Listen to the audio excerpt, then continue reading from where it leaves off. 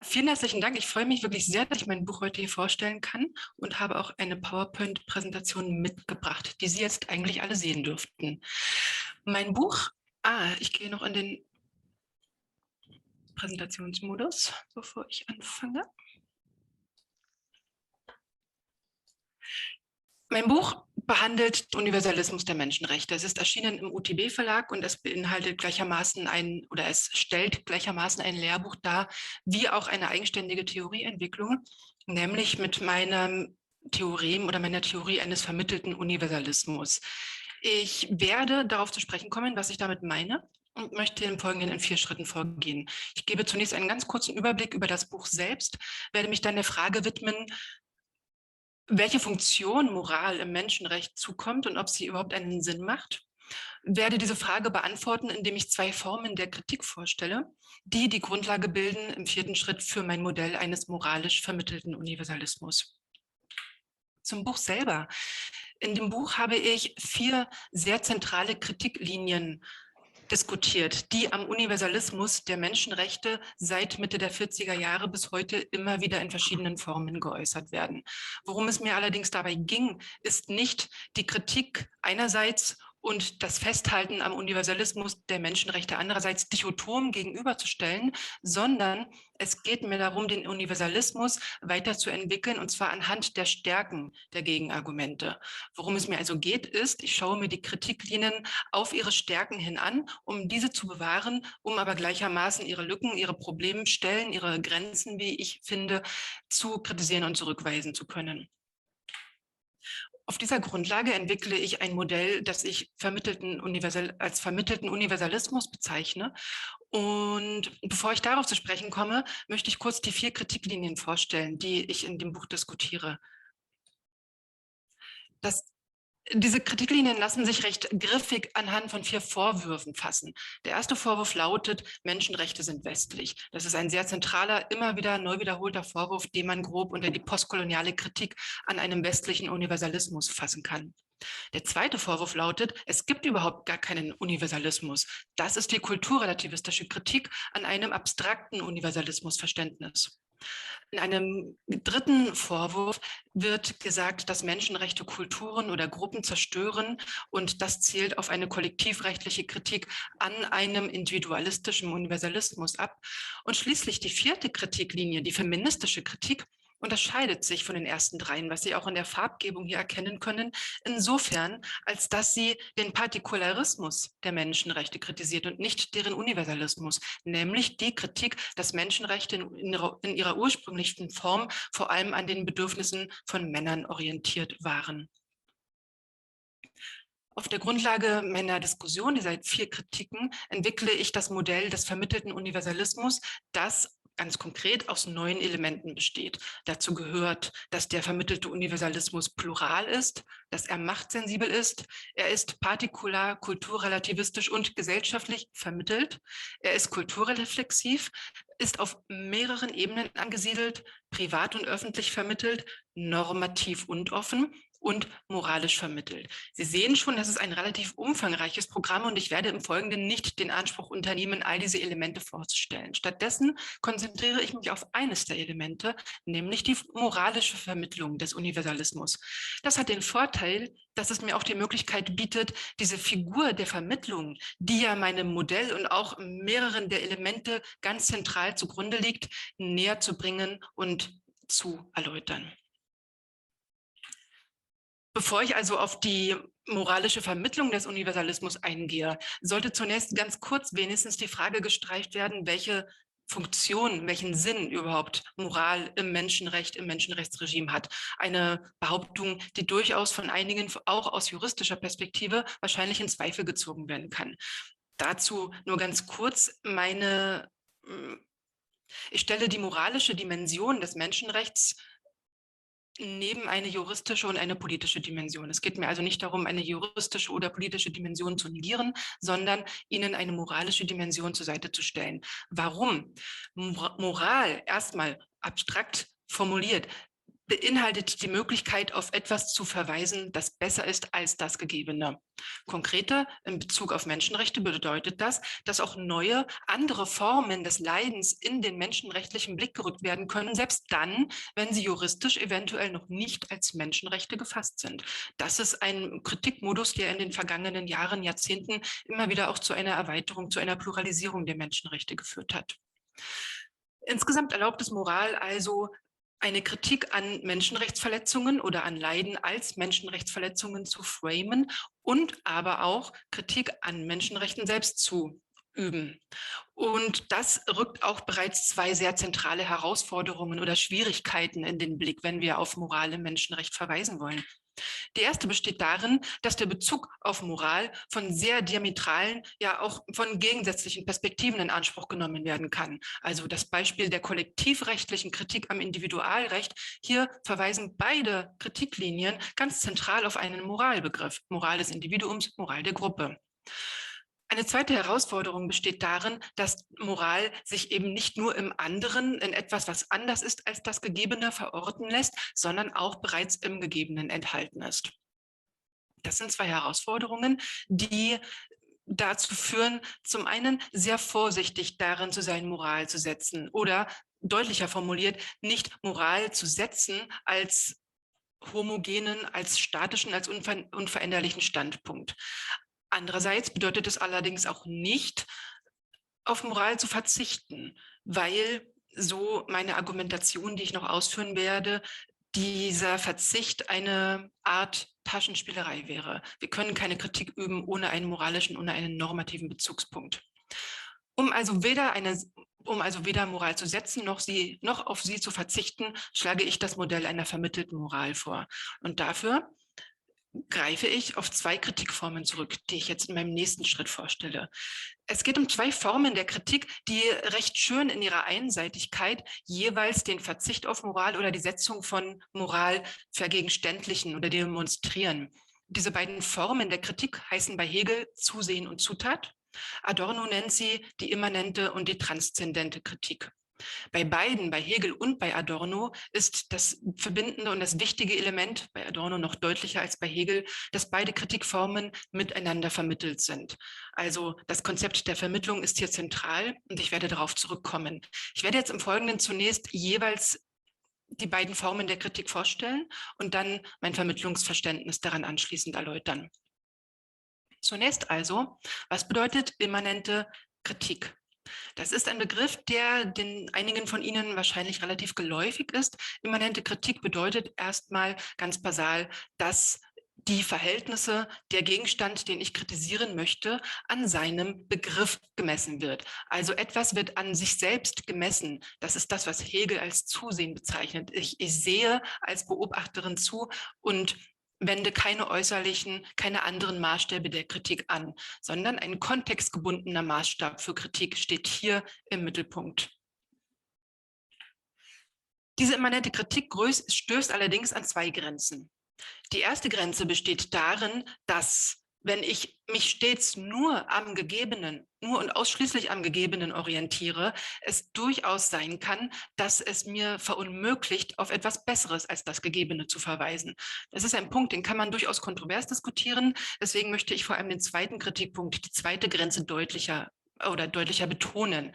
Diese besteht darin, dass auch immanente Maßstäbe eine Kontingenz und eine Vielfalt aufweisen. Nehmen wir als Beispiel den Begriff der Freiheit, der sehr unterschiedliche Inhalte bedeutet, der mit sehr unterschiedlichen Aspekten und Konnotationen verbunden wird. Oder nehmen wir den Beispiel des kulturellen Kontextes, der ja in kulturrelativistischen, in postkolonialen und auch in kollektivrechtlichen Kritiken am Universalismus immer wieder als Maßstab herangezogen wird. Allein auch ein ganz spezifischer kultureller Kontext weist durchaus unterschiedliche Vorstellungen von Moral auf, unterschiedliche Vorstellungen davon, wie etwas sein soll, wie etwas sein sollte. Sprich, unterschiedliche Maßstäbe der Kritik. Um das noch deutlicher zu machen, den Punkt möchte ich gerne ein Zitat von Christoph Menke vorlesen, das recht gut zusammenfasst. Menke schreibt, wenn man den Begriff der Immanenz wörtlich nimmt, dann ist klar, dass das, was man als der normativen Ordnung immanent bezeichnet, in sie erst hineinkommt, wenn man diesen Zuschreibungsakt macht. Das kann mehr oder weniger erfolgreich sein. Man kann behaupten, es steckte immer schon drin, aber ohne diesen Zuschreibungsakt wäre es niemals hineingekommen. Es geht hier also um eine Kritik der immanenten Kritik, die darauf hinweist, dass auch eine immanente Kritik immer mit einem Akt der Zuschreibung verbunden ist, den ich als Kritikerin oder als Beobachterin vornehme. Und selbst wenn ich mir einen immanenten Maßstab aus dem Gegebenen heraussuche, dann ist das eine Auswahl, die ich treffe. Das ist die Zutat mit Hegelscher Terminologie der Kritikerin. Jetzt kann man dieses Spezifikum der immanenten Kritik entweder als Messfehler bezeichnen und versuchen zu beseitigen, oder aber man kann dieses Spezifikum konstitutiv in die Kritik, in die eigene Perspektive mit einbeziehen. Und dieser Einbezug verweist uns unweigerlich auf das Gegenstück zur immanenten Kritik, nämlich auf die transzendente Kritik. Transzendente Kritik bedeutet, dass ich etwas von außen an den Gegenstand, an das, was ich kritisieren oder betrachten möchte, herantrage. Das, was ich von außen herantrage, kann eine Theorie sein, es kann eine bestimmte normative Perspektive sein, es ist, breiter formuliert, ein externer Maßstab, den ich als Kritikerin oder als Beobachterin mitbringe. Dieser Maßstab erlaubt es mir, auf etwas zu verweisen, das besser ist als das Gegebene. Und hier liegt auch die Formulierung der transzendenten Kritik begründet. Das ist also nicht unweigerlich etwas Göttliches, sondern etwas, das das Gegebene transzendiert. Nun stößt allerdings auch die transzendente Kritik an Grenzen, und zwar an sehr deutliche Grenzen. Das zeigt sich bereits in der Terminologie. Ich will etwas von außen an den Gegenstand herantragen, einen externen Maßstab über das Gegebene hinausgehen. Das alles verweist auf etwas, das dem Gegebenen äußerlich ist. Und hier sieht man bereits die erste Grenze, denn es gibt erst einmal schlechterdings nichts, das außerhalb von Gesellschaft steht. Es gibt nichts Außergesellschaftliches und auch Moral. Jeder moralische Maßstab, jeder moralische oder normative Bezugspunkt ist immer auch gesellschaftlich vermittelt. Und das ist ein ganz starkes und wichtiges Argument gegen jede Vorstellung eines abstrakten, eines ahistorischen Universalismus. Der Universalismus der Menschenrechte lässt sich historisch sehr konkret einbetten und begründen. Eine zweite Grenze oder Problematik tritt hinzu. Diese besteht darin, dass wenn ich eine andere Moral von außen herantrage, dies auch sehr schnell gewaltförmige und willkürliche Formen annehmen kann. Insbesondere dann, wenn es mit dem Gegebenen, mit dem, was ich kritisieren möchte, in keinster Weise vermittelt ist. Die Diskussion beider Kritikformen zeigt, dass beide Formen durchaus sehr wichtige, vielleicht sogar unhintergehbare Elemente enthalten, wenn es darum geht, eine kritische Perspektive auf einen Gegenstand zu entwickeln. Beide Formen, das wurde ebenso deutlich, weisen allerdings auch deutliche Grenzen auf, sodass keine Form in ihrer Einseitigkeit schlechterdings herangezogen werden kann. Aber beide Formen, und das wurde in den Kritiken, in den Grenzen deutlich, beide Formen korrigieren sich gegenseitig. Sobald ich also auf einen externen Maßstab verweise, der scheinbar rein äußerlich ist, komme ich auf die immanente Kritik. Sobald ich aber in der immanenten Kritik auf die Vielfältigkeit, auf die Auswahl, auf die Zutat der Kritikerin verweise, komme ich wiederum auf die transzendente Kritik. Das heißt, beide Kritikformen stehen in einem ständigen Spannungsverhältnis zueinander. Und das ist die Grundlage für den Vermittlungsgedanken. Ich möchte gerne noch ein letztes längeres Zitat vorlesen von Adorno, weil das den Gedanken der Vermittlung sehr nahe bringt. Adorno schreibt, oder Adorno versteht das unter Vermittlung, dass man das Phänomen sowohl von innen her, seinen eigenen Anforderungen, seinem eigenen Ursprung, seiner eigenen Gesetzmäßigkeit nach betrachten muss, also die immanente Kritik, wie auch dann doch wieder von außen her. Das heißt im Sinn des funktionellen Zusammenhangs, in dem es steht, der Seite, die es den Menschen zukehrt, der Bedeutung, die es im Leben der Menschen annimmt. Also die transzendente Kritik. Es gilt, so Adorno weiter, diese beiden Betrachtungsweisen, die immanente und die transzendente, gewissermaßen unabhängig voneinander zu verfolgen, darauf vertrauend, dass, wenn der Gedanke tief genug in beide Aspekte eindringt, ihre Beziehung sich doch noch erweisen wird. Das ist ein Vermittlungsverständnis, was Adorno entwickelt, was tatsächlich auch als Schlüssel für mehrere Begriffspaare dienen kann, die Adorno entwickelt, beispielsweise Individuum und Gesellschaft, Mimesis und Ratio. Was also hier im Mittelpunkt steht, ist ein Widerspruchsverhältnis, wo allerdings nicht der Widerspruch einfach aufgelöst wird. Und das ist ein sehr häufiges Missverständnis. Es geht nicht darum, den Widerspruch aufzulösen, sondern ihn beizubehalten. Es geht auch nicht darum, auf eine der beiden Seiten zu verzichten, sondern es geht darum, beide Seiten zu bewahren, um dann durch beide Formen hindurch, durch die immanente und die transzendente Kritik hindurch, eine Kritikform entwickeln zu können, sodass das eine im jeweils anderen korrigiert werden kann. Es lässt sich auch mit einer Figur des permanenten Pendelns zwischen den beiden Seiten fassen. Auf dieser Grundlage also der Vermittlung der beiden Kritikformen entwickle ich oder schlage ich vor das Modell eines moralisch vermittelten Universalismus.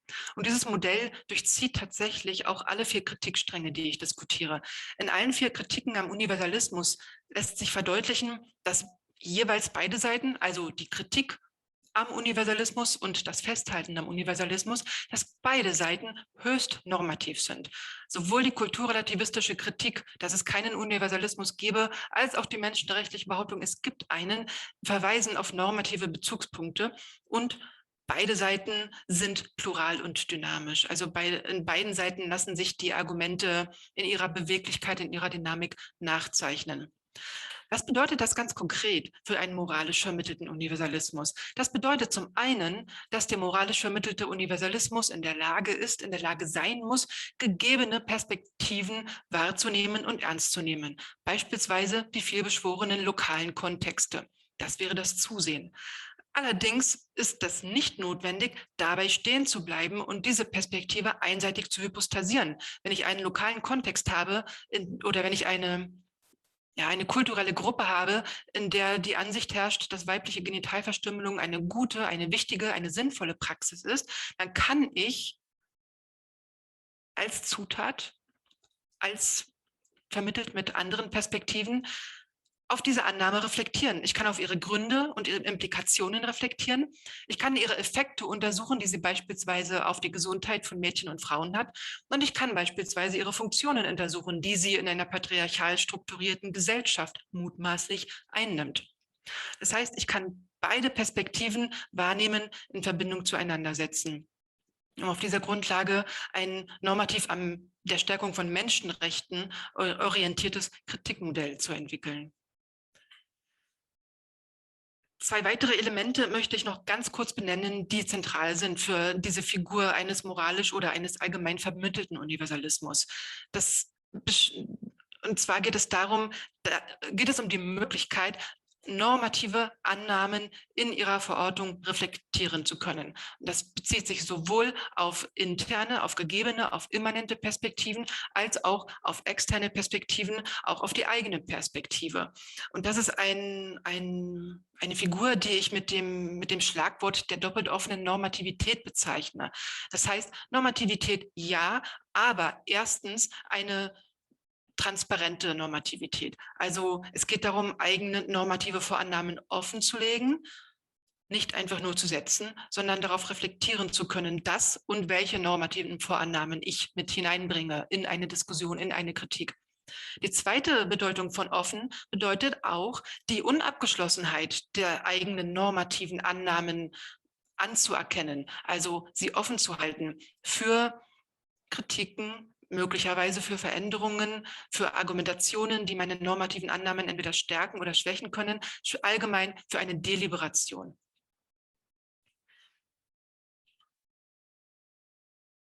Ich komme zum Schluss mit dem Hinweis, dass dieses Modell einer vermittelten Moral, das ich vorstelle, das ich vorschlage, nicht einfach nur ein wunderschönes akademisches Modell ist, von dem ich als Akademikerin sage, das wäre ja eigentlich ganz schön, wenn Menschenrechte das so jetzt auch anwenden könnten, sondern ich sage, diese Möglichkeit der Vermittlung, der vermittelten Moral ist bereits im Menschenrechtsregime angelegt. Sie ist bereits möglich. Sie muss nicht erst von von außen hinzugefügt werden.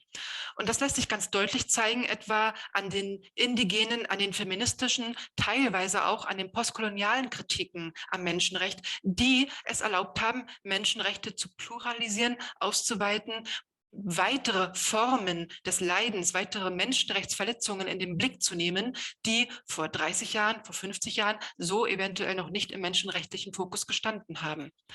Und zwar ist diese Transzendierung von Menschenrechten möglich, ohne ihre normativen, ihre immanenten Gehalte, also ohne den Kern dessen, was Menschenrechte ausmachen, aufzugeben. Vermittelte Moral. Gleichzeitig ist das, also Transzendierung ohne Aufgabe des normativen Menschenrechtskerns, ist das natürlich kein Automatismus. Und es ist so wie bei jedem Konzept, wie bei jeder Idee, ein Missbrauch, eine Instrumentalisierung von Menschenrechten auch möglich. Das heißt, und das ist mein letzter Punkt, der vermittelte Universalismus erlaubt es auch, repressive Aspekte im Menschenrechtsregime selbst aufzudecken, ihnen nachzuspüren, sie zu kritisieren und sie zu reflektieren. Und das führt allerdings nicht wiederum zu einer dichotomen Perspektive, nämlich der dichotomen Annahme, Menschenrechte können instrumentalisiert werden, deswegen sind Menschenrechte schlecht, deswegen lehnen wir sie ab. Das gibt es in jüngster Zeit häufiger, auch im akademischen Diskurs. Also nicht zu dieser dichotomen Ablehnung, sondern die Anerkennung von repressiven Aspekten im Menschenrechtsregime erlaubt es uns, eine Grundlage zu bilden für eine produktive Kritik, die zu einer Ausgestaltung, zu einer Weiterentwicklung, zu einer Stärkung der Menschenrechte führen kann. Und nach einem ganz kurzen Einblick in die Literatur, die ich verwendet habe, bedanke ich mich sehr herzlich bei Ihnen für Ihre Aufmerksamkeit.